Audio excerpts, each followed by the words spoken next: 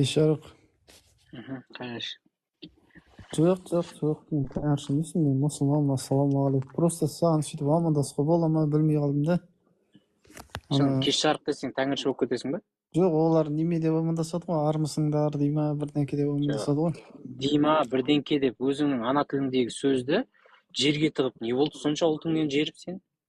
Жоқ, мен тақырыптан болмай қойға, Ысқақ, мен сұрақ айтайыншы саған, иә? Жоқ, беріп қойшы, сен неде таза бар ғой, араб қол десе ренжисіңдер. Енді келесің да, аналар армысың деп па, бірдеңе деп па амандасады екен ғой. Енді саған мұсылман болып, ассаляму алейкум деген арабтың қасиетті сөзін саған қимай-ақ қояйын, анау бейшара тәңіршілер бар екен ғой, кеш жарық дей ма, армысың дей ма, бірдеңе деп өздерінің тілінде амандасады екен ғой, Құдайдың алдында құны жоқ қазақ тілінде. Мен олай амандасып саған ассаляму алейкум деген арабтың алтын сөзін қимай-ақ қояйын деп, не деген бейшара күйге түсіп кеткенсің, кім берік? Сабыр етсеші, мен басқа сұрақ қойайын деп отырмын, сен басқа сұрағыңды қоя тұршы, неге сен бұлай болдың, айтшы. Енді солай болып жатырмыз, енді не істейсің енді. Мен сенің ашуыңа тиейін деп отқан жоқпын, бір сұрақ қойыншы деп отырмын, болды. Ешқандай бір немем жоқ саған. Солай болып жатырық дейді. Енді солай болып жатқан жақсы ма, енді осы тенденция дұрыс па? Өзіңнің тіліңнен жеріп, Ысқақ бауырым, ана тіліңнен жеріп, сөйлеп кетейін, араб тілінше сөйлеп кетейін десең, не қылмай жүр ма, шамаң келмей жүр ма, қиналып жүрсің ба? Жоқ, мен арабша сөйлеп кетейін десең. Мен арабша сөйлей аламын ғой, бауырым. Ой, жақсы болды. Онда сөйлемей-ақ қойсай болды сен қазақша. Қиналып болғандай. Төмен бүйтіп. Тәңіршілер қазақша сөйлейді ғой, білесің бе? Не? Бізде қазақша сөйлейміз ғой, әркім. Жоқ, тәңіршілер сияқты қазақша сөйлеп не қыласың оны? Мұсылмандар сияқты арабша сөйлесе берсей. Енді ол тілді білмей тұрмыз ғой, қатты ешкім немесін білмей тұрмыз. Жоқ, білгенің емес ол. Білмесең де сөйлей берсей, сауап жазыла береді. Тәңіршілер сияқты қазақша сөйлеп қайтесің оны? Зачем он? Не надо. Мен саған бірнеке деп қойдым ба, Ысқақ бауыр, мен саған сұрақ қойын деп отырмын. Тәңіршілер сияқты қазақша сөйлемесең. Беткен ғой, исламда айтқанда, исламда айтады. Ал енді орысша сөйлесек пе, не істейміз? Исламда былай айтады, ұқсамаңдар дейді да. Көп құдайшылығы мушриктерге ұқсамауға тырысыңдар дейді. Сол үшін сен тәңіршілер, мушриктер қазақша сөйлейді ғой, сен оларға ұқсамауға тырысты, сен арабша сөйлейсің. Жоқ, мен қазақтарды мүшрик деп айтпаймын ғой, мен мұсылмандар ғой. Жоқ, тәңіршілер қазақша сөйлейді ғой, оңбағандар. Ол тәңіршілер сол бір екеуін қиысып қалған, мен оларды да бір қатты кім екенін білмеймін. Мен просто атеистердің кім екенін сөйлесең ұқсап қаласың. Жоқ, Ысқақ, мен ол мүшриктерді білмеймін. Мен атеистердің кім екенін білемін де, содан кейін сұрақ қойғым келеді де мен. Сол енді сұрағым қойсам бола ма? Сабыр етсеңші, сұрағым қойып алайын мен. Арабша қой. Бүгін көңіл күйің болмай тұр қойдым бүгін, не? Тәңіршілер маған қазақша сұрақтар қояды ғой, сен арабша қой. Мұсылмандар сен. Жоқ, онда орысша қоя салайын онда. Христиан болып кетесің ғой қазір онда. Христиандар орысша қояды. Жарайды, ол басқа мәселе ғой, ол мен сен оның басында қатырғым келіп тұрған жоқ, орыс, қазақ, алай деп ше. Мен сен басында қатырғым келіп тұрған басқа бір сұрақтың басында қатырғым келіп тұр. Басында қатырмасай болды. Сен арабша үйрен лучше. Енді сұрағымды қояйын да енді рұқсат етсең. Қайтесің ғой уақытыңды босқа құртып, оданша арабша үйренсің. Ертең жәннатқа кірген кезде, базарға барғанда түсіндіре алмай тұрасың. Зат алатын кезде. Жоқ, ол қойшы, оны қайтеміз мен. Ысқақ, сұрағымды қойайын, е? Қабірде ақыретке дейін не істейсің, періштелермен сұхбаттасып жатасың? Ол да бір маңызды сұрақ та, ол бір маңызды сұрақ та, ол өте маңызды сұрақ. Осы сұрағымды қоям, содан кейін жауабын берші, болмаса енді өзің қарайсың. Жарай ма? Ашуыңа тию үшін болмаса сен бір мазақ қылып отырған жоқ мына жерде. Шынымен, шын ниетпен қойып отырмын, ықыласпен қойып отырмын саған. Сен міне құрметтеп тұрмын, міне адам баласысың ғой деп қойып тұрмын. Бола ма, қойайыншы, сосын кетейін, е? Былай да ана. Сен адам баласы деп санай алмайсың ғой мені. Жоқ, сен адам баласысың ғой, өзің қазақ бауырсың, өзің қазақсың өзі. Ой, өйтіп айта алмайсың. Жоқ, мен олар сияқты емес, мен басқа. Міне енді Ысқақ, міне қысқа нұсқа былай, е? Олар сияқты емессің ғой, сен Құранға бағынбайсың ба? Қой, ол басқа сұрақтар. Ол мен басында ұртқым келіп тұрған жоқ. Өзімнің де басында, сенің де басында ұртқым келіп тұрған жоқ. Қой сұра. Иә, мына адам баласы қиналған уақытта сүйенетін Құдайды іздейді де, сол Аллаға сүйенеді. Сен қиналған уақытта Құдай жоқ десең, сен кімге сүйенесің, айтшы? Адам баласы деп маған отдельно қойып тұрсың ба? Сонда жаңа ғана сөзіңе өзің қарсы шығып жатсың. Жоқ, енді айтып отырмын Бүкіл ғой, адам, бүкіл адам бүкіл баласы адам қиналған. баласын, сен бүкіл адам баласын Ол танысың, христиан болса. бәрі үшін жауап бере бересің, иә? Христиандар адам баласы, атеисттер адам баласы емес деген әңгіме ме? Не бөліп сұрақ қойып отырсың? Енді сол сұраққа жауап берші міне. Не сұраққа жауап бересің? Бүкіл адам баласын білмейсің ғой. Кімнің неге сеніп жүргенін. Жарайды, мен өзім жеке өзіме шығайыншы. Мен қиналған кезде Құдайды іздеймін, Құдайға сүйенемін. Сен қиналған кезде кімге ізденесің, кімге сүйенесің? Мен ешкімнен ізденбеймін, ешкімнен сұрамаймын. Мен жағдайды өзгертуге болатын болса, осы әлемдегі жағдайды, осы жақтағы бар нәрселер ғана өзгерте алады. Мен жоқ нәрсеге үміт артқаннан ешқандай пайда көріп тұрған жоқпын ғой. Сен одан кейін ол жерде арқа сүйеуіңде, сенің де арқа сүйеуің дұрыс емес негізі. Құдайға. Неге? Себебі сен Құдай саған не берсе де, дұрысы осы деген оймен жүруің керек те. Сен ана жерде сұрап, маған мынаны берші, ананы берші, мен бүйткім келеді, сөйткім келеді деген әңгіме болмау керек сенде. Саған Құдай басыңа не берсе де аузыңды жауып, болды, дұрысы осы, ең жақсысын Алла білуші дейсің де, ары қарай дальше жүре бересің. Сен ол сұрап, дұға жасап, не Құдайдың миын ашытасың, как будто Құдай оны білмейтіндей. Саған білмей тұрып беріп жатқан жоқ, Құдай оның бәрін біліп тұрып беріп жатыр ғой. Сен болсаң оған дұға жасап, ой Құдай маған ауыр болатынын білмей қалдың ба? Ой Құдай маған мынаны былай шешіп берші, сөйтіп шешіп берші. Сен оның шешілетін нәрсесінің бәрін Құдай уже дайындап жазып қойып қойған. Сен лучше өзің істеп жүре бер, Құдайдың миын ашытпа. Сонда сен айтасың ғой, баяғы Құдай саған шамасы жетпейді дейсің ғой, көмек беруге. Жоқ, саған шамасы жетпейді дегенде, бұл жерде сен желаниясы да жоқ саған Құдайдың көмектесуге. Сен Құдай үшін жауап бере салдың ғой сонда.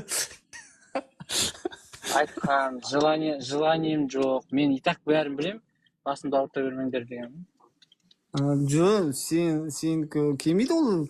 Қалай ол? Және мен тура сенің әңгімеңді бір жігіттен естіп отырдым да кеше, айтады. Сен мына жақтан Құдайдан көмек. Қараш, Құдай бәрін біле ма? Сен Құдай бәрін біле ма? Бәрін біледі ғой. Иә, саған қиындық берген кезде де саған соның бәрін ең дұрыс варианты деп берді ма, или жай былай как попало беріп жатыр ма саған өміріңді, қиындықтарыңды? Оны хикма иесі деп танимыз, содан кейін береді ғой. Болды, хикмет иесі деп танысаң, неге сен оған обращение жасап, заявление жазасың? Маған неге ондай қиыншылық бердің, бұл қиыншылықты былай шешші деп. Сен кімсің оған указывать ететін, біріншіден? Екіншіден, оның берген хикметіне қиналып, жалып айтатын кімсің, мысалы? Енді біз солай осы дүниеге емтихан болғаннан кейін сөйтіп сұраймыз ғой енді. Ештейміз басқа. Емтихан болса, үндемей жауап берді, сұрақтарыңа шығып кет. Сен ол жерде емтиханды неге былай аласың, мына жерде қиналып жатырмын, пожалуйста, помоги деп. Ол көмектессе, несі емтихан болады саған? Саған емтихан берді, қолыңа ручка берді, отыр да жаз үндемей, болды, шығып кет. Сонда сұрама дейсің ба? Сұрама ештеңе, сұрасаң қай жер емтихан болады? Емтиханға кіріп алып, сен емтихан алып отқан кісіге, пожалуйста, помогите, мен қиналып жатырмын, мына есепті шығара алмай жатырмын, көмектесші, сен білесің ғой десең, айтады ғой, мен сен осыны есепті шығарсын деп кіргізіп отқан жоқпын, қазір шығарып берсем не пайда одан? Сен осы есепті шығарып, сен мықты болсын деп беріп отырмын бұл есепті. Өзім шешіп бере салатын болсам, ол есепті бергеннен не пайда? Енді ол Құдайдан сұрағаннан кейін ол жауабын бере салмайды ғой, сен ізденесің ғой оған. Жоқ, сен сұрамауың керек, сен өзіңше емтихан, на то емтихан. Кірдің ба, есік жабылды ма, болды, отыр да жаз. Жоқ, ол сол жазған, не жазам екенін ол сұрайсың ғой Құдайдан. Не жазатыныңды саған әуел бастан берді ғой, айтып болды ғой. Енді сонысын оқып жатырмыз ғой, міне бізге түскен Құран, соны оқысаң өзің оқы, бірақ экзаменаторға обращение жасама, мазасын алма оны. Жарайды, сен Ысқақ олай немене ғой? Мен түсінбеймін сен осы нәрсені. Мен қате айттым ба? Айтшы, мен қате айттым ба? Дұрыс айтып отырмын ғой. Жо, сенікі дұрыс, бір жағынан дұрыс, иә, ол емтихан болғаннан кейін Алланың берген нәрсесін сабыр ету керек, дұрыс. Бірақ ол сұрама деген нәрсе жоқ дінде, Дұрыс сұрайсың. айтып отырмын, әрине. Сол үшін дұға деген пайдасы жоқ нәрсе. Жо, неге пайдасы жоқ? Сұрағанның пайдасы бар ғой, неге жоқ? Қалай ол? Ақылға да сыймайды ғой, былайша айтқанда. Сен енді өзіңді түсініп тұрсың ғой, қазір. Қарашы, сенің тағдырыңды басында жазып қойғанбыз, кәдімгі сценарийін бәрін жазып қойған тағдырыңның.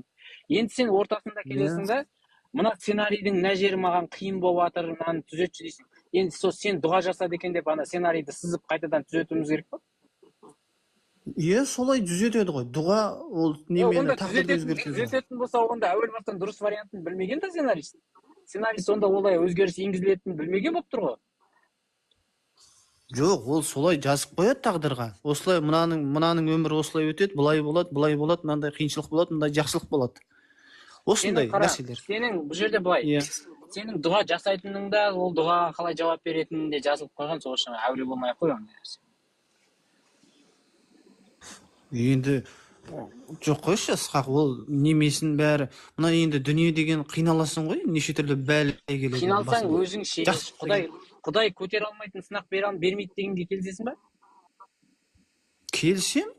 Болды, келісетін болсаң, любой сынақты сен көтересің. Жалбы жасама, қиналам, көтере алмай жатырмын деп. Ал жарайды. Жақсы. Құдай көтер алмайтын, бұның негізі еще көп адамдар, даже асылып қалған адамдар сол Құдайдың көтер алмайтын сынақ бермейтінін білмегендер ау деймін. Или Құдай білмеген, адам білмеген ба, қайсысы білмеген, түсініксіз.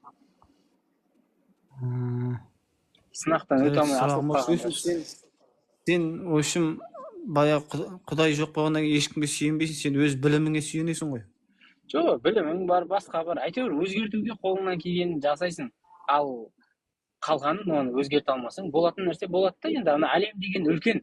Ол жерде көптеген процестер болып жатыр, сандаған, миллиондаған процестер. Адам оның бәрін контроль жасай алмайды, сондықтан да сен басқара алмайсың оның бәрін. Басқара алатын қолың шамаң жететін деңгейге дейін тырыс, әрекетіңді жаса, әрі қарай болатын нәрсе болады, болмайтын нәрсе болмайды ол. Болды. Біреуге дұға жасасаң да болатын нәрсе болады, жасамасаң да солай болады. Разница жоқ бұл жерде. Қалай ол? Сен қызықсың, қарашы, мен Ысқақ, мен өзім Құдайға сенетін адам. Мен білемін оның бүткіл нәрсені жаратушы, бүткіл нәрсеге шама келетін. Мен содан сұрағаннан кейін сол тура соның шешімін маған бермейді ол? Бермейді. Береді ол, неге сен бермейді деп көңілімді қайтарып қойғансың? Бермейді. Қалай бермейді ол? Қолында бүткіл нәрсе қолында тұрса, ол неге бермейді ол саған? Ой, сен сөйтіп ойлайсың, қолында тұр деп, бірақ ол бермейді саған бәрі. Беретін болса былай да былай береді. Бермеймін десе, дұға жасасаң да бермейді ғой, короче, ол. Айтып отырмын, ештеңе өзгермейді ол жерде. Егер Құдай саған бермейді деп шешкен болса, қарасаңшы, мен оқығаным бойынша былай ғой, ол дұға етесің Құдайға. Ол берсе дұрыс айтасың, береді, бермесе бермейді. Бірақ бермей қалғаны ол жоқ деген емес, ол саған қазір бермейтін уақыт болады. Ол біраз уақыттан кейін. Өзіңді жұбату, өтірік, өзіңді жұбату. Жоқ, дұрыс қой, өзіңді жұбатасың, бірақ бұл өтірік емес бұл. Алдап өзіңді жұбата бересің солай. Негізі ол жерде шанс 50-50, былай мысалы, саған либо береді, бермейді деген 50-50. Құдайға дұға жасасаң да бермейді, береді деген екеуі де 50-50 да ол. Өзгермейді ол разница. Ықтималдық өзгермейді ол жерде. Құдайға дұға жасасаң да болуы мүмкін, болмауы мүмкін. Дұға жасамасаң да болуы мүмкін, болмауы мүмкін. Бір жағдайда сен өз біліміңе сүйеніп бір нәрсе жасасаң, ол болуы мүмкін, болмауы мүмкін. Дұрыс, тура солай. Екеумізде разница жоқ. Просто сен бір жағдайда өзіңді жұбатасың, болды. Екінші мен өзімді жұбатпаймын, болды. Ысқақ, сен бір нәрсені істеу үшін бүйтесің, өзің ақылыңа сүйенесің де, ол болуы да мүмкін, болмауы да мүмкін. Ал менде өз ақылымды пайдаланып, бірақ менде преимущество бар да, мен Құдайдан сұраймын да, ол болмай қалса мен өзім білемін. Жоқ преимущество. Ол жерде сенде просто өзіңді жұбату деген преимущество ғана бар, басқа жоқ. Ештеңе жоқ. Ол өйткені адам баласында үміт деген нәрсе бар ғой, ол үмітін жоғалтпайды ғой. Үмітің онсыз да жоғалмайды, үмітің Құдайға байланысты емес қой сен. Құдайға байланысты ғой, сен біреуден үміттеніп тұрсаң, содан күтіп жүресің, сен уже қолыңды. Біреуден емес, сен ситуацияда үмітің бар ба сенің? Екі жақта да ықтималдық бар деген сөз, үміт деген сол емес па? 50-50 болып Жоқ, тұрған мен кезде уже үміт емес па сенде? Болады деген үміт бар не сенде. қазір қарашы, Болмайды деген үміт бар. қиын жағдайға түсіп қалатын болсақ, Құдай өз бетін әрқылсын, бірақ қиын жағдайға түсіп қалатын болсақ, не болмаса бір мықты бір белесті асып өтетін болсақ, сен менен жеңіліп қаласың ертең, өзің біліміңе ғана сүйенсең. Жоқ, жеңілмеймін. Ешқандай разница жоқ. Сен просто өз ойыңнан жасап алған бір неге алғыс айтқаныңмен ғана артық болмасаң, былай ешқандай артықшылығың жоқ сен. Жоқ, дұрыс қой, енді адам ретінде ойыңнан бірдей болуы мүмкін. Адам ретінде екеуміздің ақылымыз. Онда бүйтіп теңесе жасасақ болады. Мен мысалы сен айтасың, құдыңа дейсің да, бірақ ол Құдайдың ешқандай қатысы жоқ. Мен де айтамын да, мен де тұрамын да, короче, бір жерде екеуміз жарысқа қатысып жатырмыз да, мысалы, сен біреуінде бірінші орын аласың, мен де бірінші орын аламын. Сен тұрасың да, Құдай рахмет бірінші орын бергеніңе дейсің. Мен тұрамын да, бір, короче, Чингачгукты айта саламын. Чингачгук, рахмет саған осы бірінші орын алғаныңа, көмектескеніңе деп айтамын. Болды. Теңестік па екеуміз? Теңескен жоқпыз. Сен қаяқтағы Чингачгукқа рахмет айтып отырсың, мен Құдайға рахмет айтып отырмын. Қандай разница, екеуінің де жекеміздің жеңісімізге қосқан үлесі бірдей ғой. Жоқ, қарасаңшы, сен ысқақ, сен өзіңнің біліміңді, амалыңды талап етіп, соған ұмтылып тұрсаң, дұрыс, сені мақтауға лайықсың, сен күш жұмсап жатсың. Бірақ негізгі ар жақ түбі, ол күш қайдан келіп жатыр? Құдайдан келіп жатыр, болды. Сен сол жерде Құдайға мадақ айтып жүрсің. Құдайдан келіп жатқан болатын болса, сен онда мынандай жағдайда Құдайдан келіп жатқан болады. Мысалы, сен менен әлсізсің да, мысалы, сен менен 10 есе әлсізсің, боксқа қатыспағансың вообще. Ешқандай қатыспағансың. Сен әлсіз, қолдарың үлбіреп тұр, прямо анау. Ұрамайсың. Ұрған кезде бір 10 килограммен ұрасың да, қолыңда удар жоқ. Әлсізсің бір. Ешқандай шамаң жоқ. Сен сондай үлбіреп шығып, 120 килограмм бір амбалды ұтып кетсең, сол кезде сен айтасың, міне Құдайдың құдіреті деп. Жоқ, ондай құдірет болмайды ғой, ол ақылға да сыймайды, ол қалай құдірет? Жоқ, енді сенің құдіреті қай жерде деймін да, онда сен и так 100 килограммсың, сенің қарсыласың 100 килограмм. Ол 6 жыл айналысқан, сен 7 жыл айналысқансың. Сен еңбегің бар, күні бойы тренировка жасағаның бар. Сен ол 2 сағат тренировка жасаса, сен 4 сағат жасадың. Келдің да сен оны ұтып алдың. Заңды түрде. Өйткені сен ол несправедливость болып кетеді ғой, ол. Несправедливость болып кетеді ғой. Екеуің бірдей шамаң бар, бірақ сен артық тренировка жасағанның арқасында ананы ұттың. Шығасың да Құдайдың арқасы дейсің. Қалай Құдайдың арқасы? Жоқ, қарасы, Құдайдың арқасы осы бокс туралы кетіп қалды. Бокс туралы кетіп қалды. Ысқақ, сен 10 жыл қатыстың, ал мен 2 жыл қатыстым. Екеуміз шықтық, сен атеистсің ана жерден.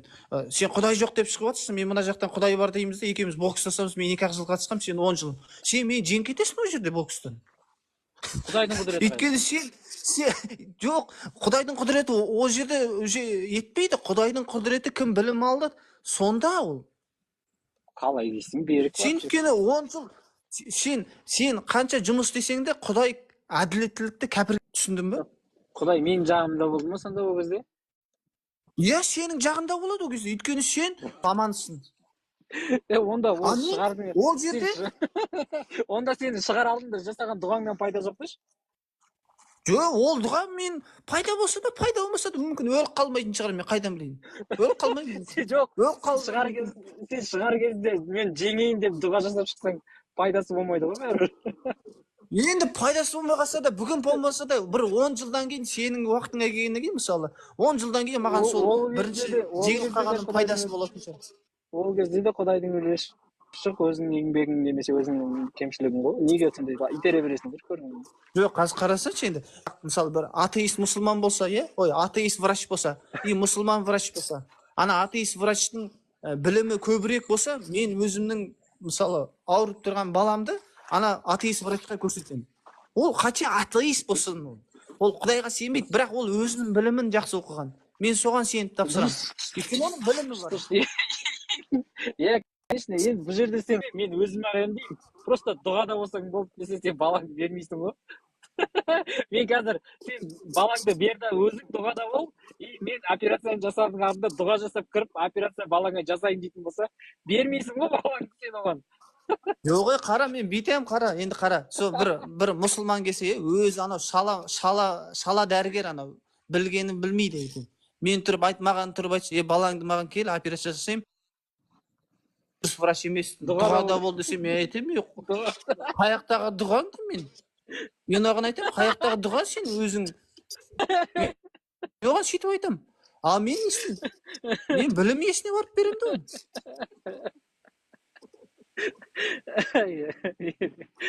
Ой, дұрыс берік. Түсіндің ғой, Асқақ, иә? Ол Дұрыс, иә. мен қазір ақымақ көрініп қалған шығармын, бірақ шын ғой.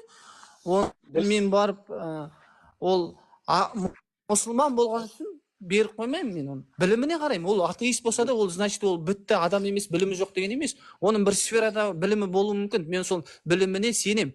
Бірақ полный сүйенбеймін оған. Мен полный сүйенуді Аллаға тапсырып қоямын, болды. Бірақ жақсы маманның иесін іздеймін. Вот мен осылай сүйенемін де, себебін алам, күшім жеткенше, ақшам жеткенше, дүнием жеткенше. Бірақ түбін Аллаға тастап қоямын. Жарайды онда, Асқақ. Ласында. Яғни. Давай. Жақсы. Қызық әңгіме болды негізі.